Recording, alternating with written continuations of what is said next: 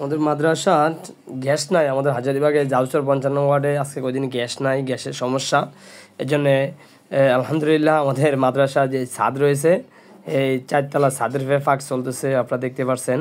এই খাসি, তারপরে আজকে যেই আমাদের ছাত্রদের জন্য খাবারের ব্যবস্থা করছেন, যেই এই খাসির ব্যবস্থা করছেন, সব কিছু আমরা নিজেরাই কুচাইতে আসছি, দেখতে পাচ্ছেন। পেঁয়াজ, রসুন, এই সব কিছু।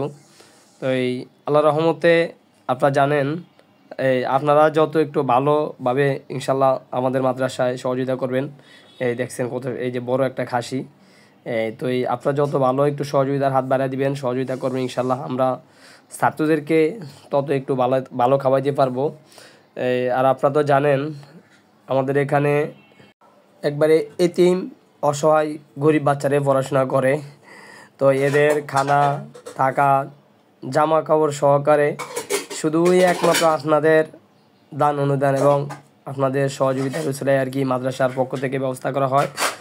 যেহেতু সামনে রমজান আসতেছে আলহামদুলিল্লাহ, তাই আমাদের এই এতিম অসহায় বাচ্চাদের জন্য অবশ্যই আপনারা সর্বোচ্চ সহযোগিতার হাত বাড়িয়ে দিবেন, সর্বোচ্চ সহযোগিতা করবেন। আর যেহেতু সামনে এখন রমজান আসতেছে, ইনশাল্লাহ যদি পারেন আপনারা কিছু ইফতার দিবেন। এক আল্লাহর বান্দি এই যে কিছু ইফতার দিয়েছেন আমাদের ছাত্রদের জন্যে, এই যে বেসন, তারপরে হলো যে চনা বুট, তারপরে আরও আছে এই চনা বুট আছে, তারপরে তেল আছে, মুড়ি আছে, এই বুট আছে, চিরা আছে, চিনি আছে।